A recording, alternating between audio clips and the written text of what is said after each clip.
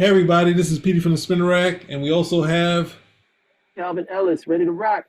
today we're going to revisit Image Comics yet again, and we're going to try to zero in on the crash because they have their own view, and a lot of the documentaries on the crash has been through the Image lens because they're still pretty much hot properties in comic books. So they've outlasted everyone. They've outlasted the stores. So a lot of people don't report that they have a party to it, and they have particular views on who did it. Well, of all people, Jim Valentino blames Superman and the Return of Superman as doing it, or a bunch of them do, but or killing Superman is the problem. So, any initial thoughts before I start playing? I'm gonna keep my powder dry. Let's see what these guys have to say. Okay, this is from the Image Revolution coming up. Title for years and years and years. My life didn't actually change a huge amount. I didn't go out and buy a fancy new sports car because I can also see this may not last forever. I remember Rob buying a beautiful red Viper, and it had just come out. And one of the guys who dressed up as Bad Rock had gotten the Bad Rock costume, and he crashed the car. And Rob's just like, no problem. Most people go crazy, but there's nothing to this. They also excluded him slapping one of his teammates. And so we got the crash. Here we go. We got this nice visual of the crash. 3 videos.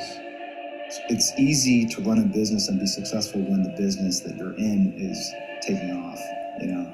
In the 90s, there was a huge comics boom. It was surging to a level that really hadn't been seen probably since the 50s. Sales were so good at a certain point, and a lot of people built their lives around it. Yeah, why would they do that to Jim Valentino? They created some shock. Have him Nobody gambling. thought it would end. I really don't think anybody thought that would end. It's symbolic. Because why would you want it to?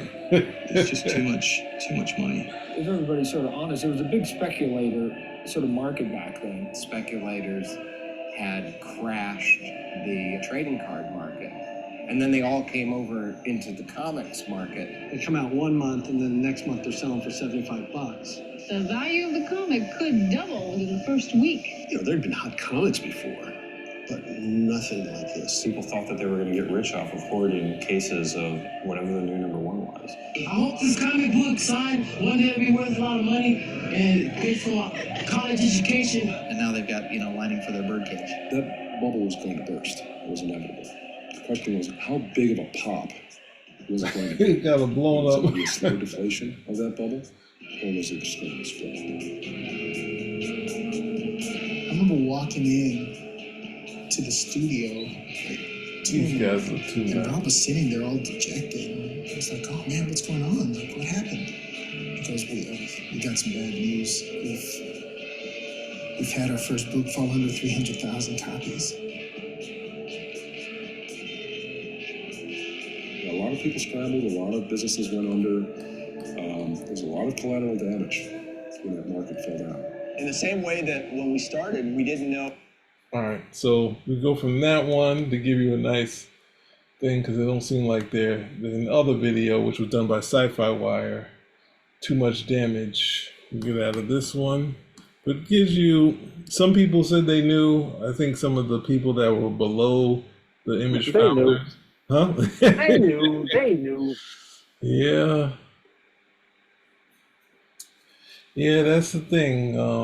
The thing of it. Well, this wasn't hard to do because you had books that were selling like 1 million copies. Okay, one book selling 1 million copies. Say it was something like Spawn. So all you have to do is have an idea of what the basic comic readership is, which they usually do. It's like, okay, on any given day, how many comic readers do we have out there? Okay, so we got X amount of readers. How is this book selling 1 million copies? Oh, because 250,000 people are buying 4 or 5 copies of it. And they don't also say that Marvel, DC, and Image were all playing to the speculators market. They all were like, hey, They were. They need another number one. I'm sorry. Maybe not. Well, I think Marvel got in on it a little bit after, but Image knew. They knew. They looked at the numbers. They knew that this is the 1990s, and this is pre that boom at the end of the day. And a top-selling book, he just let you know what the numbers were. A top-selling book was maybe like 300,000. 300,000 copies. That would have been a good sale for a book at the end of the day. That's Amazing Spider-Man 300. That might even have been like New Mutants 98. That would have been like a top-selling book. So when he's like, hey, we just had our first book, fall under 300,000, they would love 300,000 today, but that's pretty much where the readership is. So if you're selling a million copies of a book, well, okay, if a top-selling book is selling 300,000, did a million guys come out? No, a million guys didn't come out and buy this. You got a whole bunch of speculation, or some people bought multiple copies. Yeah. So that's where you're at the end of the day. So they had to. I find it very hard to believe that they didn't know, or they could. I'm putting together this math, okay, and these guys are the professionals at the time, so I'm pretty certain they were able to put that together. It's the same thing with like a book like Alpha Flight #1. You look at the first #1 and you look at the sales on it, and you're like, wow, this is so much sales. And then you look at #2 and the sales all go down because everybody would buy the first issue because they knew that the #1, that's the most important issue. They would tuck it away. This was different where people, this is the #1, so guys are coming out. But with speculation, guys are buying multiple copies. Hoarding up long boxes of the book or what have you. Give me a long box. Let me get 300 copies, that type of stuff. Well, the thing that is harder for people, even the Marvel people, to understand is that I guess like Alpha Flight is like 600,000, and then it goes to a number that's like a little bit. I don't think it's that close, but under the X-Men. So like #2 to 5. There's like a top 10 book after that. But it's like looking at the 600,000, and like, where did those people go? So, okay, so maybe there's people buying 3. And then you go to you go to Superman or Man of Steel, and you get to 1 million. Then you get to, what's the name? You get to Spider-Man #1 by Todd McFarlane, you get to 4 million. Or 3 million, and then you get 4.5 with X Factor. But it's like, at that point, Marvel's like, yeah, let's keep going. And what's the name? Like, they're not getting us for this. We could try to make 1 million. And they're like, well, we got close to, or Spawn got to 1 million, we did it. But one of the things, I think the hard part is understanding success. And they had, I think let's go into something different, but the point you were making pretty strong, which we can continue on that for like days. Let's go back to this other thing. This is the Hit Your Image. And they were all in on it.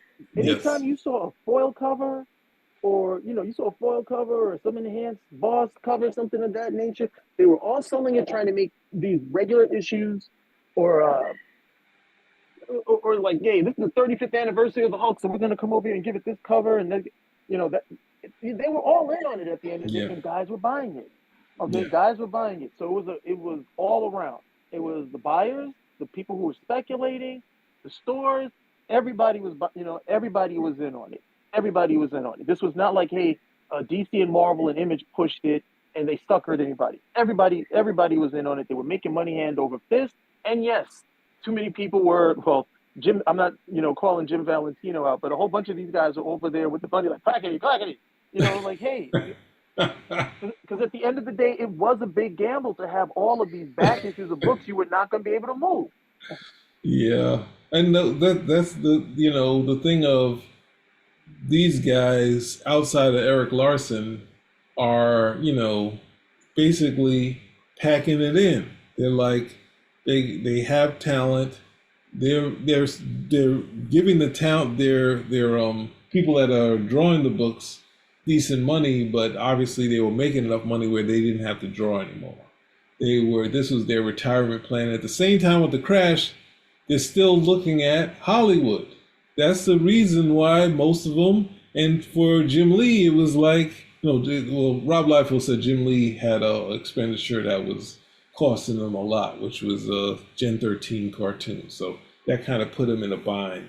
Otherwise, he might have stayed with it And but I know he also wanted to do Marvel or be editor-chief in Marvel, but he needed to get, he needed to get out of the struggle that he was having, and he had a lot of overhead. So, but they'd all kind of packed it in. So it's like outside of Eric Larson, and Eric Larson also said it, like, so that one person decided he wanted to be a movie director, and the Hollywood, just like the Turtles, was around the corner, and a lot of them made these deals. So they all figured, or some of them didn't. Obviously, I'm gonna go to a picture of what's the name of Mark Silvestri. His thing came out. He had his Witchblade came out and was a series that at least one or two seasons.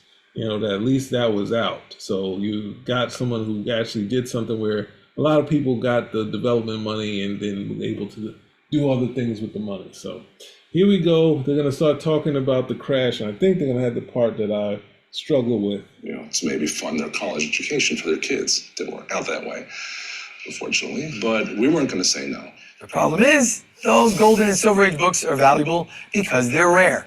Spawn #1 sold 2 million copies. The definition of not rare. So what happened? This false bubble from speculators hoping for easy money soon popped.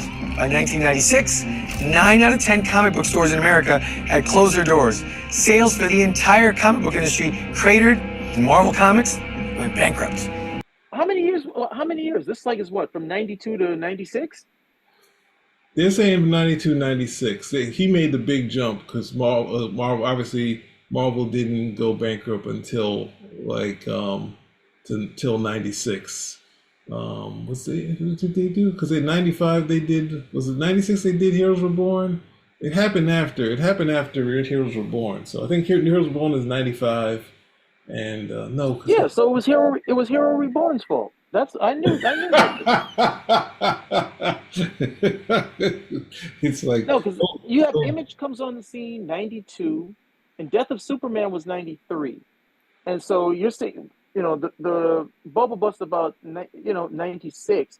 So you're looking at a 4-year period. So I don't see how they're able to peg this on Death of Superman at 93, and you still have another 3 years where people are riding. They're really, and the thing is, everybody was buying the books. They were taking the money, but they were spending that money. Yeah, they were spending that money at the end of the day, because if it had been a year, I could understand. But, they were like, okay, these are pretty good sales. We're pretty comfortable. And then what do? You do all the stuff when you're making more money.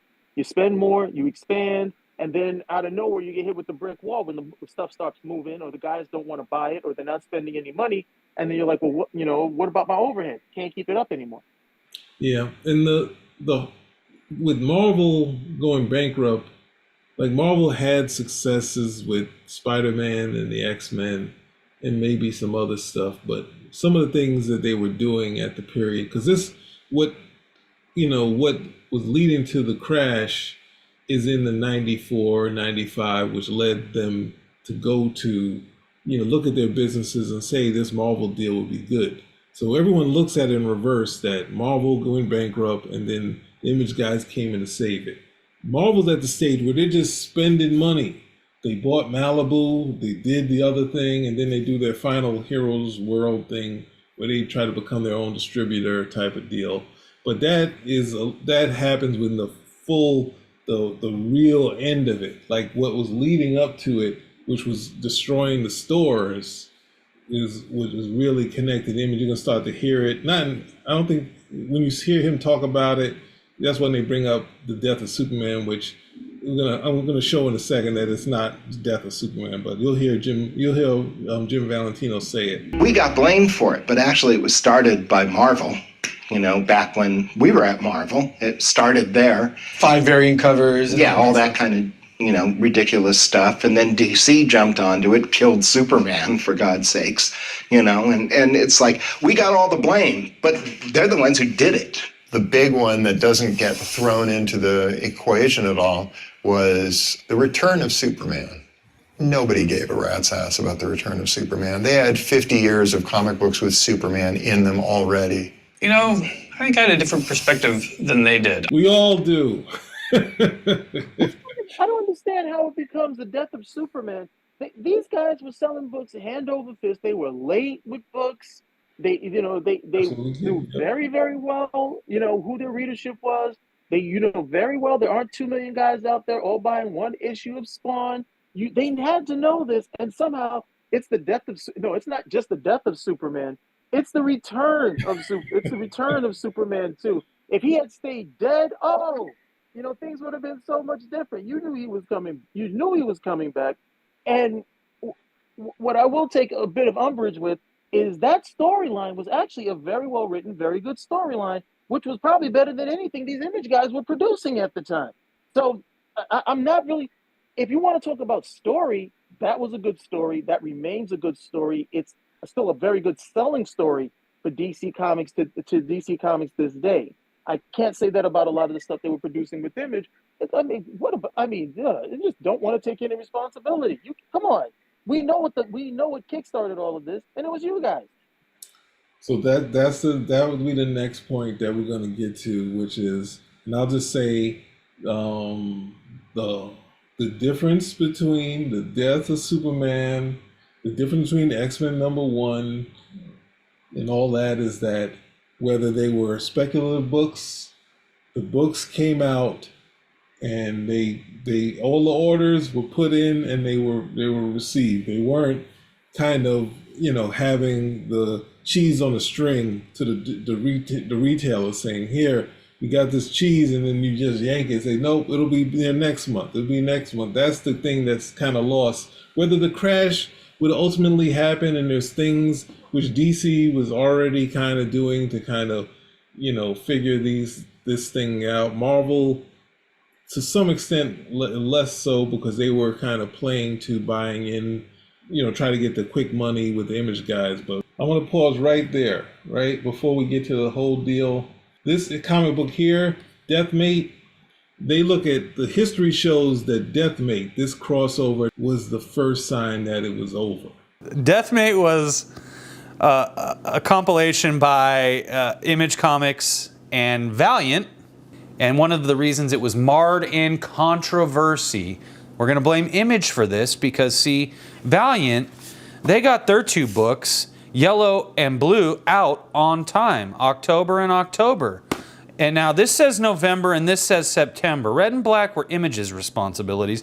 These did not come out for almost a year. This is just Jim Lee, Mark Silvestri, Rob Liefeld, and Will Sportatio. Those are kind of big names. Those are also the least reliable guys at Image. This is 1993, and I think when people criticize 90s comics, I feel like this is your poster child. This is both like the apex and the down start, and just everything that you want to say negative about 90s comics in a way is summed up by Deathmate. Sales were solid, and retailers ordered the Image books accordingly. Then the waiting began. Image managed to get out their epilogue book, and Jim Lee's Deathmate Black did arrive only slightly behind schedule a few months later, which was no small thing in those days, but weeks and then months passed by, and Rob Liefeld's Deathmate Red had yet to materialize. At that time, with so many speculators leaving and so many casual comic book readers leaving, this impacted the comic book stores, and with the comic book stores now experiencing continuous late shipments, if any kind of shipments from Image Comics, and Deathmate being hyped as the last, as the biggest crossover event of all time, now you had these comic book stores trying one last time to try to get some kind of a last Hail Mary of sorts, where they could make a big sale off of Deathmate. But once again, Image Publishing, who lived up to their standards, essentially shipped late, months late. We're talking up to 4 months late or so on the issues. Fans couldn't care less about those comics afterward. And so when the comics were eventually shipped and nobody bought them, including the notorious Deathmate Red, then that meant that the comic book stores were out that money, because even though they received the issues, they no longer had fans that were interested, and so many shops closed all during this era right there.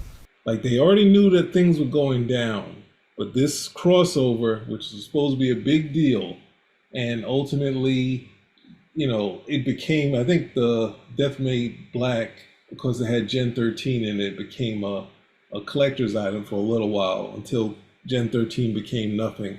But just want to start that this, to most people, this wasn't selling or didn't get the numbers that it was expecting. So this was kind of the book. So that's what history remembers, not the Return to Superman. We're going to listen to this. This is connected to ElfQuest. This is a really good video on ElfQuest, if you know that from, was it Wendy and Richard Penny? They had one of the early independent comic books that was rejected by Marvel, and then ultimately this is a long-standing book. It survived marital struggles, but it's an early book. And one of the things when we talk about Image is that the Image guys were the first guys to do it. You had ElfQuest. You might have had some stuff before ElfQuest, because you had Warp Graphics, that sort of thing that was coming out where creators were creating stuff. You had the Turtles, and the Turtles ultimately is what the Image guys were kind of looking at, saying, if we have ownership, we can basically put our own ownership of our stuff. We can put T-shirts and cartoons and that stuff, toys and that stuff. But ElfQuest is one of the early ones that were doing it right, like publishing their own stuff.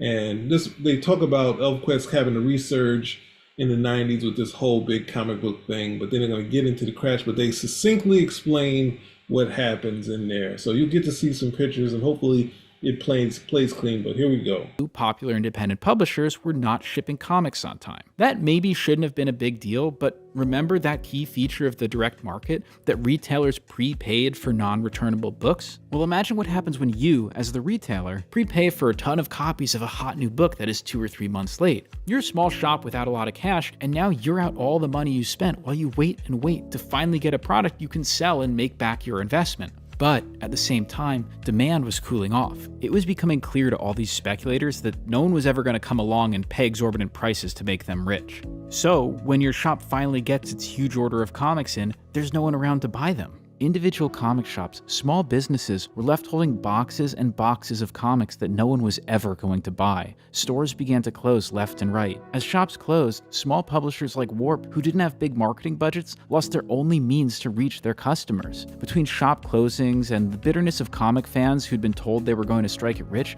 sales declined across the industry. Warp fought on, but then the store closings began causing the distributors to die off. This hit Warp even harder because distributors who owed Warp thousands of dollars went bankrupt without paying their bills. But still, Warp fought on. So that's what I wanted to show, that, if you have, and we have to exclude Marvel and DC, because whether they found anyone that could pick up a pencil to draw those books, they got their books out, and they, for other reasons, why more so Marvel, DC only because they fell in line with what Marvel was doing, moving out of the newsstand. But that is succinctly tells you and how they were behaving. And if they would struggle with some distributors, they would just say, oh, that person insulted Jack Kirby. Like, they would have these hooks to say what was going on. But if you watch these videos, I think Fan Magazine had a video where they talked to Jim, and they talk about trying to build the trust of the reader again by publishing on time. I think Image is the year that we come back. I mean, like we regain some of the faith. I think that the kids still like our work, and but I know a lot of retailers are probably angry at us as a whole. And that's primarily because of our shipping difficulties.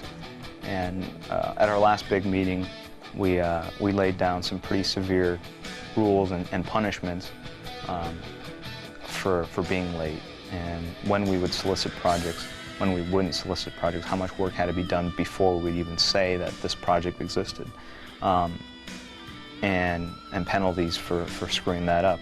So next year you'll either see a lot of books come out in time, or a lot of people leaving Image as they get fired and canned. So there might be 2 owners or whatever, Once we get that under control, we'll shorten the amount of time it takes before a book is declared returnable and things like that, and shorter than even what the distributors have as guidelines. So I think it's a year of mending fences, kind of moving into a period of maturity, really. when I broke off, right towards the end of X-Force, I was trying to do Youngblood and X-Force at the same time, and I'd never done that kind of a load, doing 2 monthly books. Yeah, I took some time off because things had just, I wasn't ready when Image started up. I think I actually thought that I could do X-Force and Youngblood monthly and then start a whole bunch of other books. And that crashed on me real fast, the reality of that situation. Things didn't work out the way they should. And I think that right now what I'm doing is I'm taking some time off to structure things. And I think the books are reflecting that. I think right now I'm kind of, I'm in coach mode. I think I do my own stuff. I wake up every morning, I work for a few hours, and I'm getting my stuff done. I'm putting shoes in the drawer. You haven't seen anything solicited with my name on it. I don't know when this is going to air, but for right now, it's been about 6 months. There hasn't been anything with my name as an artist.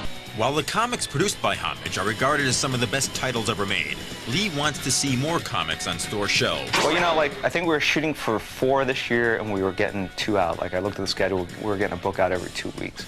So next year, we'll probably shoot for 6 to 8. We'll probably get 4 to 6 out. There's not enough hours in the day to get this all done. I mean, you walked around here a little bit with me, you can see there's a lot of activity and people are constantly working on things. It's just that so much work goes into putting a comic book together that it's amazing that it can be done in 4 weeks, really. We're in here alone, but yeah, so more pages on computer, and I guess that will end our tour of Extreme because everyone went to lunch, so we're out of here. Image was like the books that were on time were almost monthly. Spawn was almost monthly. I'm pretty sure it got to monthly with Greg Capullo, and Savage Dragon was also almost monthly. So those are the 2 that you can look at and say were almost monthly, but they were still missing. And those missing things gives at least the opportunity for other books, where at the same time, in truth, they were soliciting books, and if they wouldn't get the numbers they want, they would yank them. So they would get the numbers, what they buy, and then basically not supply the book, or they find something to give them instead. Here, take this. I got this new other hot book that you can use for that money. And they're just slapping around at the distributors, and then we lost them before the full crash. So it's not only the kids are buying, not only the speculators are gone, you're killing the stores, but you're looking at them as money hungry, a-holes. So you're well, they're just sitting around here, trashing comic books, trying to pontificate, when that's our job as creators. So we can say how bad they are, but we can't talk about their practice. So that's the hard thing that to me, which I felt was very succinctly said. If you have if Youngblood, there's tons of there was 6 issues, and it was spread over, I don't know, it felt like 3 years. Of the first 6 issues, maybe less than 2.5 years. And then I think the next 7 to 10 was a little bit closer to time, but it's how many other books could have found the audience instead of those books? So that's what I really want to do this for. Any other thoughts on your end? No, I think that's pretty much it in a nutshell. Between what you said and what the video was saying, I mean, an Image was playing that cutthroat game because Image was hot. The stores wanted the books, the readers wanted the books, but one of the quickest way to kill a series is if the thing is late. And comic guys usually will be patient, but these guys are months late, half a year late, 8 months late. After a while, the readership moves on. And as someone who sells comics, unfortunately, a lot of that 90s mentality is still there, where nobody wants to get fooled again. Nobody wants to be a sucker. They're not going to put out all this money. Oh, I remember I put out all this money for Chromium, man, and it didn't take off.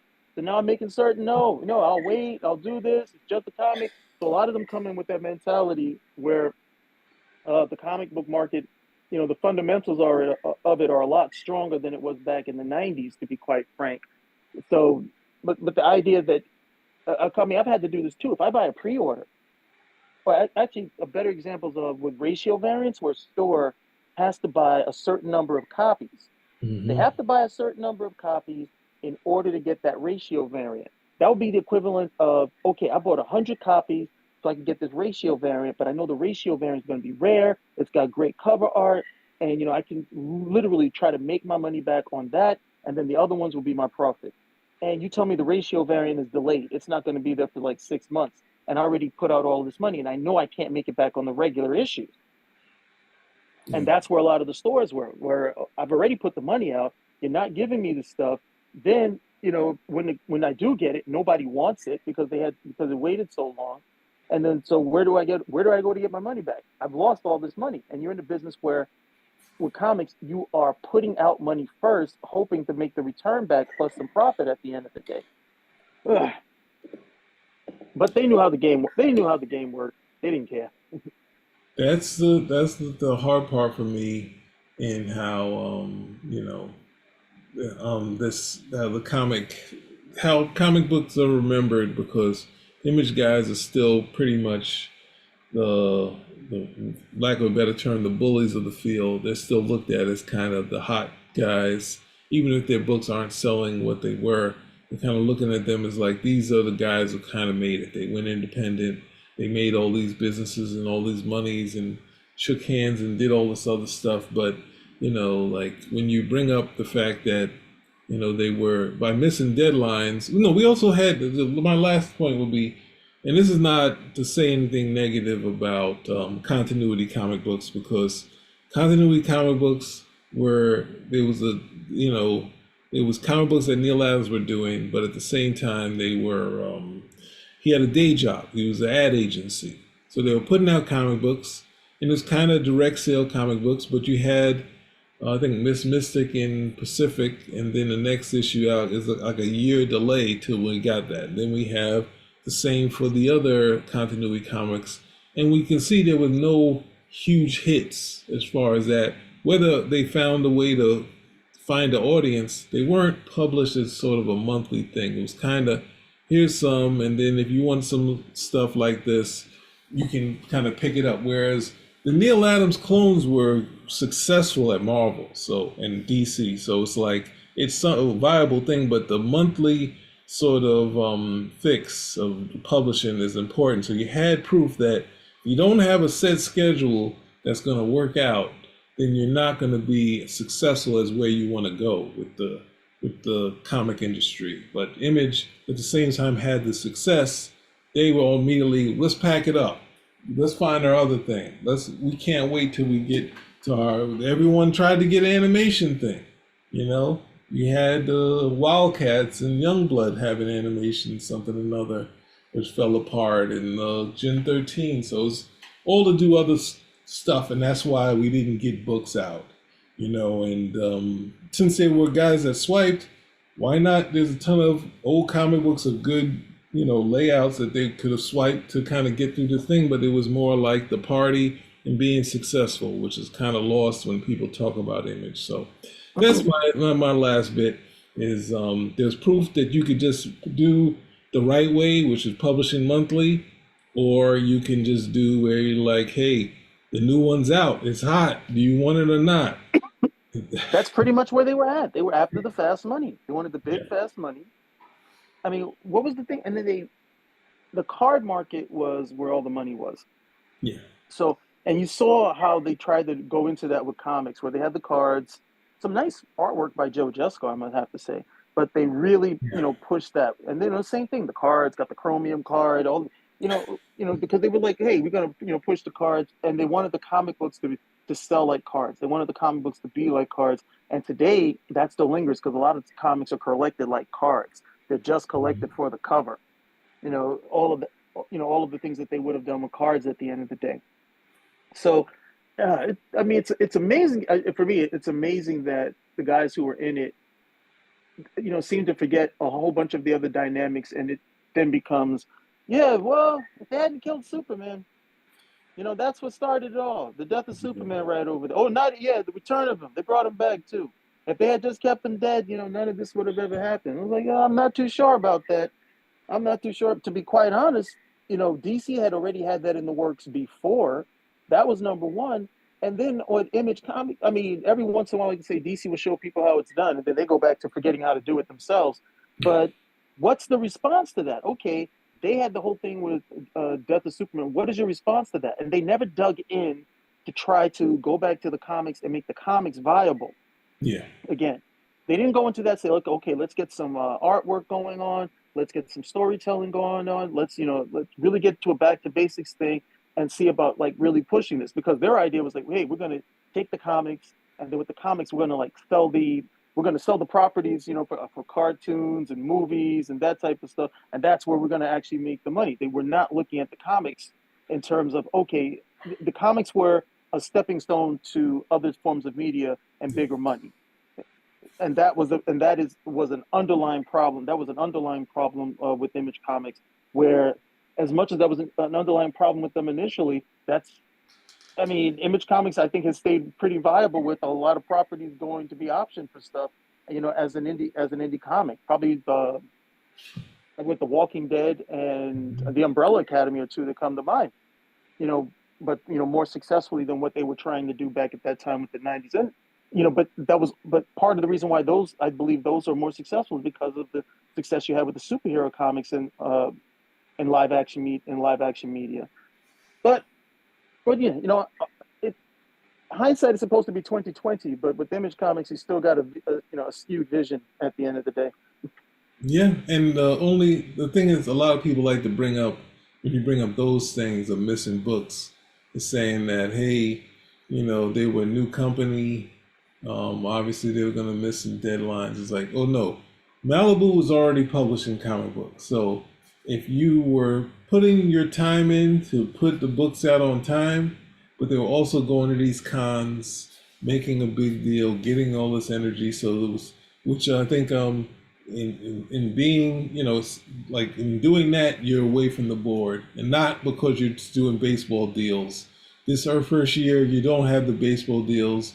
Maybe you have the toys going on, but that fact of initially, basically putting out a book, looking at the numbers and saying, I got a cushion, let's go to Cabo. And this is the Image guys, not just the people they were paying. It was like, hey, here's Savage Dragon. The first 3 issues, there's a big gap between the 3 issues, and saying if they did it at Epic, then they'd be like, come on, guys, you're going to miss another deadline type of deal? That's crazy. So that's the thing that is lost in saying, when they went to their own company, where they got rid of Malibu and Image became an actual entity that was a publisher, then they stubbed their toe again and say, no.